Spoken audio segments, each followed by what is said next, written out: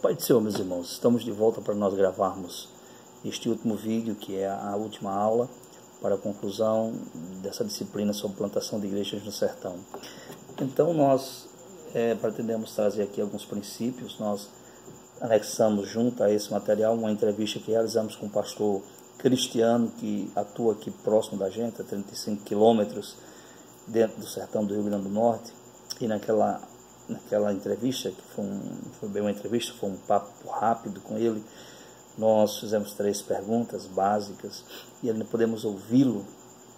Ele que está plantando igreja ali há 11 anos, na comunidade de São José da Passagem, pastor assembleiano, que foi enviado sem treinamento, sem receber aquelas maiores orientações sobre o processo de plantação de igreja. Porém, tem estado lá há 11 anos de perseverança, de trabalho, e tem uma igreja com mais de 100 membros hoje. Mais de 100 pessoas congregam na igreja que está sendo plantada por ele. Considera ainda em processo de plantação, embora já tenhamos obreiros, já tenhamos senhoras, crianças, adolescentes, enfim. E para essa última aula nós queremos trazer princípios do plantio de igreja na visão paulina, no modelo paulino de plantação de igrejas.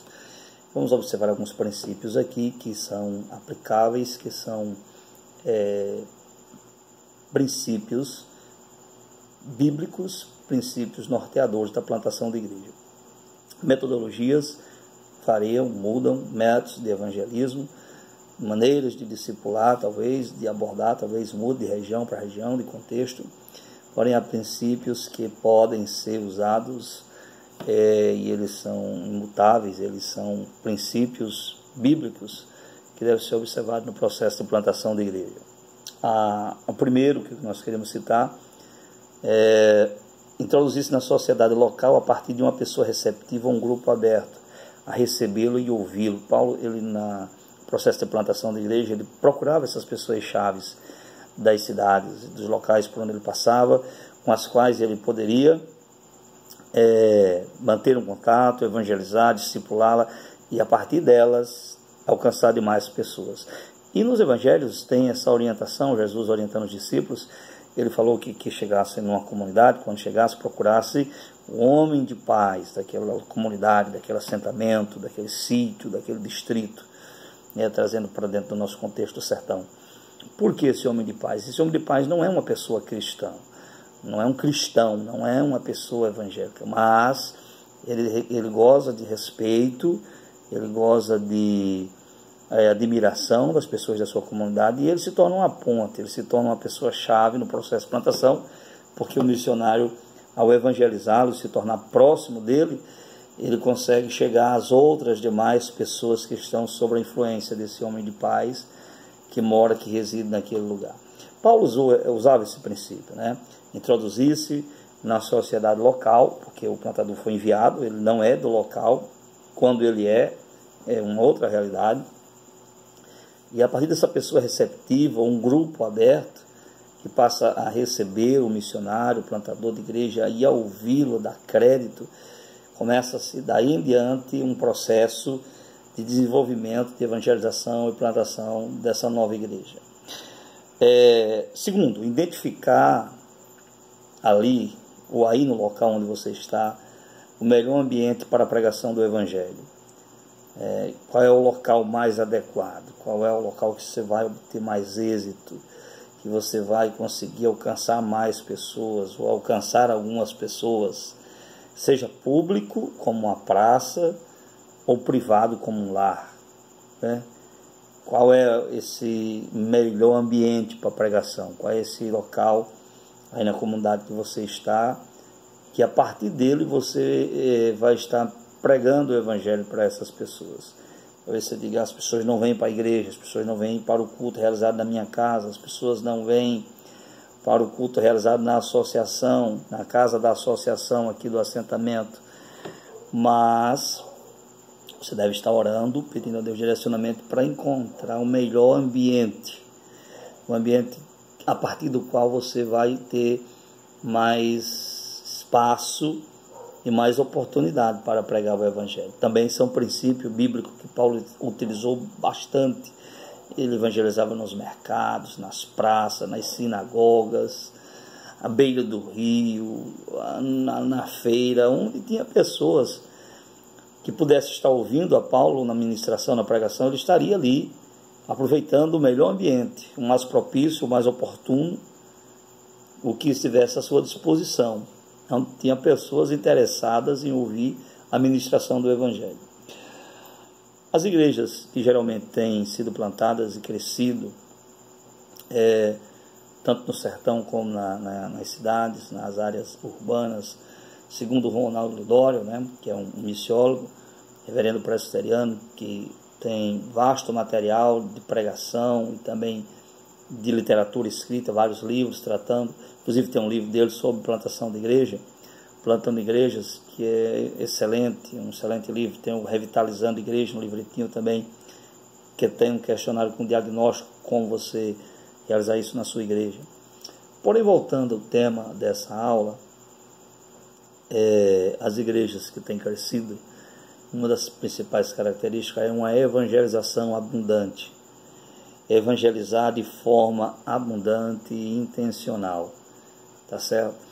É uma evangelização com perseverança, com foco, né?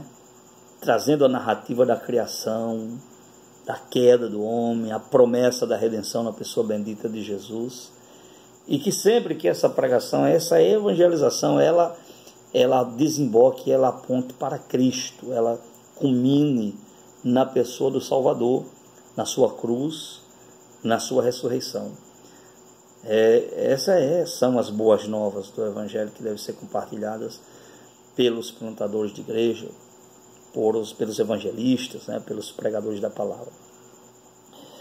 Outro princípio que Paulo sempre usou no processo de plantio de igreja é expor a palavra, sobretudo a palavra, pregar a palavra.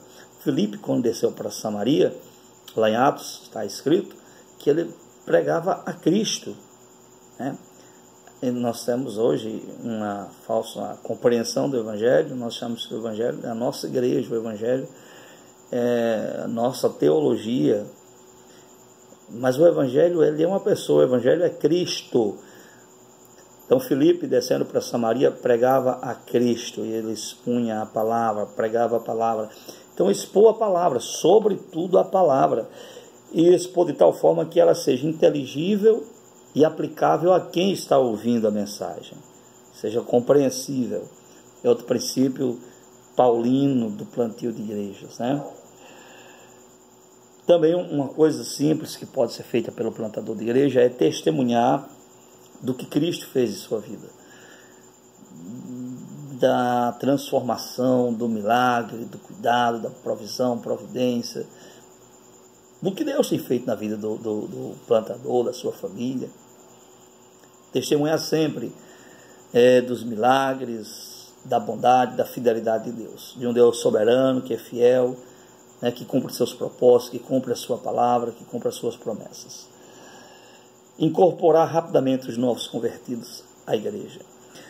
Na plantio de igrejas em comunidades rurais, certamente há às vezes uma grande dificuldade para congregar as pessoas, porque existem vários tipos de comunidades rurais. Existe o distrito, que é aquele pequeno povoado, tem a ruazinha calçada, tem o posto de saúde, tem a escola, né? E uma aglomeração de pessoas já considerável, 600, 700, 1.000, 1.500, tem assentamento tem distrito até com 2.000 habitantes.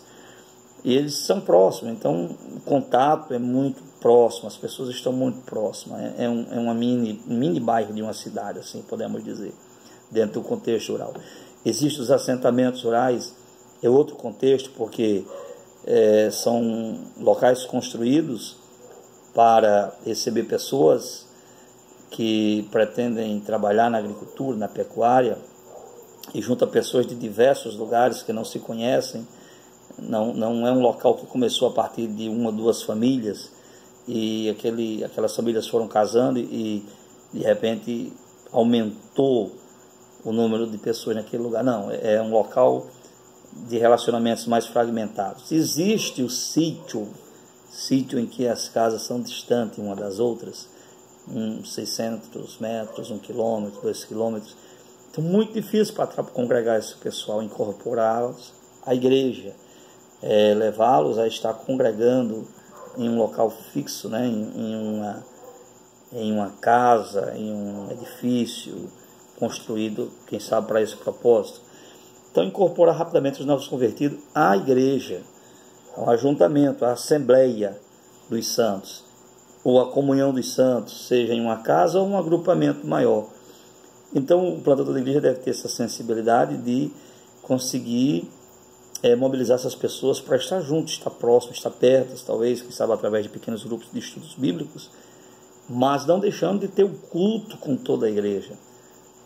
Porque muitas pessoas no sertão creem em Jesus, dizem que é crente e tal, mas elas resistem à ida à igreja evangélica, à ida a estar naquele local de culto, às vezes por vergonha, quem sabe, as pessoas verem ele indo para aquele lugar, porque ele é de uma tradição católica, e de repente ele agora está sendo crente, as pessoas vão questioná-lo, vão zombar, vão cobrar dele essa atitude. Mas o missionário deve ter essa sabedoria, ensinando a palavra, para batizar esses novos convertidos, quando da convicção de fé deles, de realmente terem crido, nascido de novo, e serem integrados à igreja, incorporados à igreja, e passarem a congregar e viver nessa dimensão da igreja. Identificar líderes em potencial e investir neles. O missionário precisa encontrar aqueles que podem ser treinados e têm vocação para auxiliar no trabalho ali. Não pode deixar que esse trabalho gire apenas em torno dele. Existem alguns equívocos na plantação de igreja no sertão que são cometidos, que nós já pudemos perceber, quem sabe ao longo da história nós também tenhamos cometido, que é ser paternalista. Nós discipularmos pessoas que se tornam admiradores do plantador de igreja, se tornam quase que devotos do plantador de igreja. E quando ele precisa sair daquela comunidade para ir para outra comunidade, dar início a um novo processo de plantação, muitas dessas pessoas não conseguem perseverar, não conseguem continuar, não se adaptam a um novo estilo de liderança, um novo obreiro, pastor, que vem dar prosseguimento àquele trabalho. E às vezes nós não fizemos um bom discipulado, nós não treinamos essas pessoas para servir a Cristo tão somente. Nós também nos agradávamos de tê-las olhando para nós como referenciais. Isso, claro, que é bíblico e deve ser aplicado na plantação, mas não fazemos discípulos para nós fazemos discípulos para Jesus, né? Não podemos ser tão paternalistas a ponto dessas pessoas dependerem de nós para vivenciar a sua fé. Elas têm que depender de Deus, depender da palavra, têm que depender do Espírito Santo. Elas devem ter um relacionamento pessoal com Cristo e serem transformadas a ponto de prosseguirem na sua caminhada, crescendo e até chegar à maturidade cristã. Então, precisamos identificar líderes em potencial e investir neles, seja face a face, seja por outros meios, mas principalmente pelo relacionamento pessoal, né? Não se distanciar demais das igrejas plantadas, sempre visitando e se comunicando com as mesmas e investindo no ensino da palavra de Deus. De repente, uma área missionária, nós plantamos uma igreja aqui, outra igreja lá, outra noutra comunidade, e aí em alguma dessas comunidades a igreja ela passa a crescer mais rapidamente, ela responde com mais ênfase, a um resultado mais positivo, e nós acabamos focando apenas nesse local. Então nós precisamos continuar no processo da plantação, cuidando daquelas também que têm uma maior dificuldade para serem solidificadas, para serem edificadas e se tornarem também igrejas que se reproduzem, tá certo? Precisamos, como plantadores de igreja, orar pelos irmãos, pelas igrejas plantadas, pelos sertanejos que ainda estão sem Cristo, levando-os também a se envolver com a missão de Deus. As igrejas que estão sendo plantadas, elas são plantadas porque foram enviados missionários. Alguma igreja enviou alguém para ir servir, se doar e plantar aquela igreja. E essas novas igrejas devem também assumir um compromisso com a obra missionária, passando a contribuir, orar, a serem despertados em suas vocações, para também serem igrejas multiplicadoras, igrejas que se reproduzem, né? Igrejas que avançam no processo da evangelização, do cuidado, do envio, da manutenção de novos obreiros que surgem no seu seio. Então, é preciso que haja esse movimento de oração no seio da igreja e de conscientização, para que essa igreja ela não se torne eternamente dependente da igreja mãe. Às vezes se estipula um prazo para a plantação de igreja aqui no sertão, algumas igrejas e agências enviadoras de 2 anos, 3 anos, para que o missionário possa já ter uma igreja autossustentável, como diz o Thomas Wade no seu livro, o Evangelismo Pioneiro, autossustentável, autopropagável, né? Isso nem sempre acontece. Porém, não podemos fazer com que essas igrejas se tornem sempre dependentes da igreja mãe. Elas precisam trabalharem, as igrejas precisam se mobilizar para serem autossustentáveis, sustentarem os seus próprios pastores, obreiros, e manter o seu trabalho, né? Ao longo de um tempo, ela precisa dessa autonomia administrativa, de prosseguir investindo no seu próprio trabalho e, quem sabe, investindo em outros trabalhos carentes que estejam no seu entorno, na plantação de novas igrejas. E essa igreja é aquela igreja viva que se reproduz, né? que passa a se multiplicar, porque senão ela vai ficar uma igreja estática, uma igreja dependente, uma igreja que não se multiplica e que não gera líderes e vocacionados no seu seio, tá certo? Então é preciso observar esses princípios do plantio de igreja, princípios paulinos no plantio de igreja, para que possamos obter êxito, tá certo? Alguns missionários têm trabalhado duramente no sertão e não têm conseguido plantar igrejas. E aí às vezes fica se perguntando que está havendo, que houve, que está faltando para que essa igreja ela seja plantada. Ao passo que vemos outros também que não tiveram treinamento, não tiveram tantas ferramentas para desenvolver o processo de plantação e que ao longo de alguns anos estão conseguindo plantar igreja no sertão. Mas a bem da verdade, os que têm obtido mais êxito são os que têm passado mais tempo na plantação. Tem 6, 7, 8, 9, 10, 11 anos. Geralmente nas experiências que nós temos visto bem próximo de nós, ao longo de 1 ano, 2 anos, pouquíssimos plantadores, aí, talvez em torno de 5, 10% dos que são enviados, conseguem nesse prazo, nesse curto período de tempo, podemos dizer assim, para a nossa realidade, plantar uma igreja, ter uma igreja já autossustentável, uma igreja que já caminha com os seus pés, que já não precisa mais da ajuda da igreja mãe e de parcerias que venham de fora. Então, são características diferenciadas de contexto a contexto. Mas eis o grande desafio do sertão para a plantação de igreja.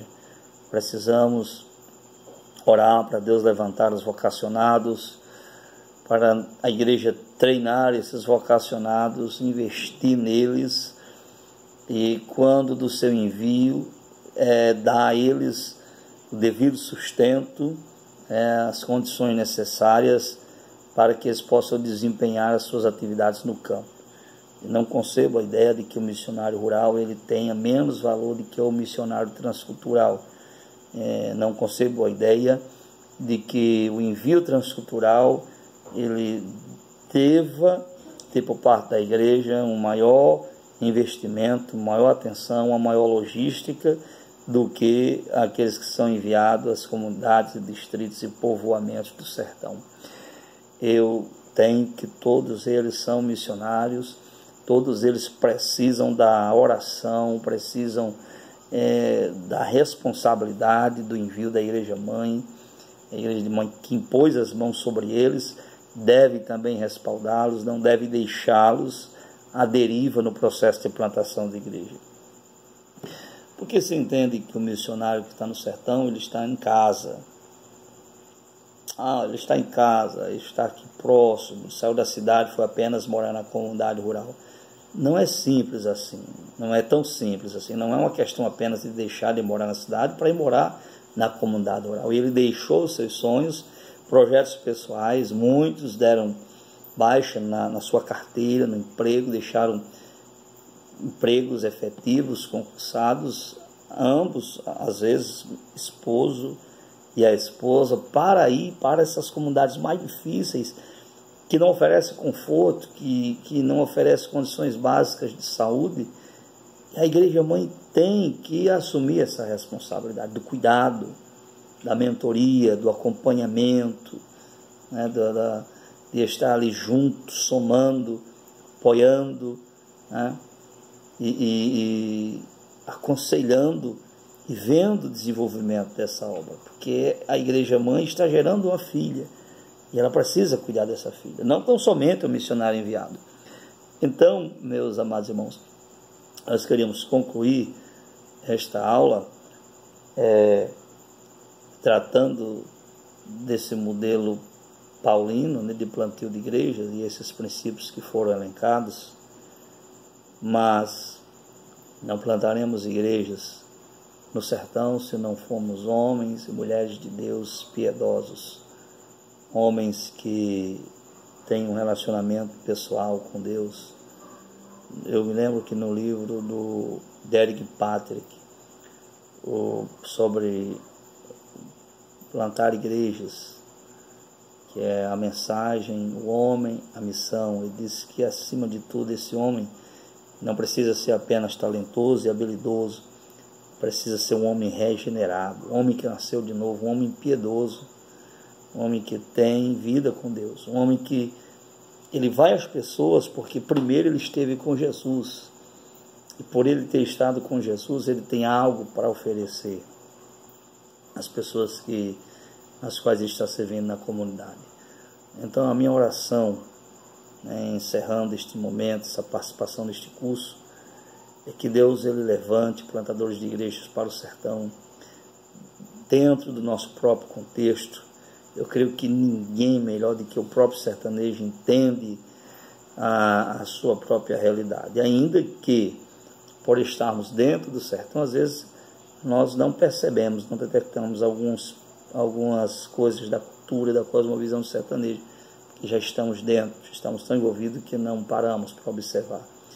Mas o sertanejo, ele tem um grande potencial para ser um plantador da igreja, porque quando ele se envolve com a igreja, quando ele se envolve com Cristo, com o Evangelho, realmente ele se doa, realmente ele se integra a isso, ele se sacrifica em prol da sua fé. Ele aprendeu isso lá atrás no catolicismo, a se sacrificar, a penitência, o sacrifício. E quando vem para a igreja, quando conhece o Evangelho, ele não mede esforços para ser um bom cristão, ser um crente verdadeiro, ser um crente fiel. Então, como plantador de igreja, o sertanejo ele é uma pessoa fantástica, ele tem um potencial em Deus para alcançar aqueles que estão na sua comunidade. Então, essa é a minha oração, para que você que está aí não desista, não olhe atrás. A bem da verdade, dificuldades sempre vão existir no processo de plantio de igreja. Às vezes alguém diz, se eu tivesse mais condições, se eu tivesse mais parcerias, se eu tivesse mais recurso, eu não abandonaria o campo, eu não deixaria o campo. Não funciona assim. É a convicção do seu chamado que vai manter você no campo. É o seu compromisso com Deus que vai fazer você ir adiante e prosperar no plantio de igreja. Não se planta igreja com dinheiro, tão somente.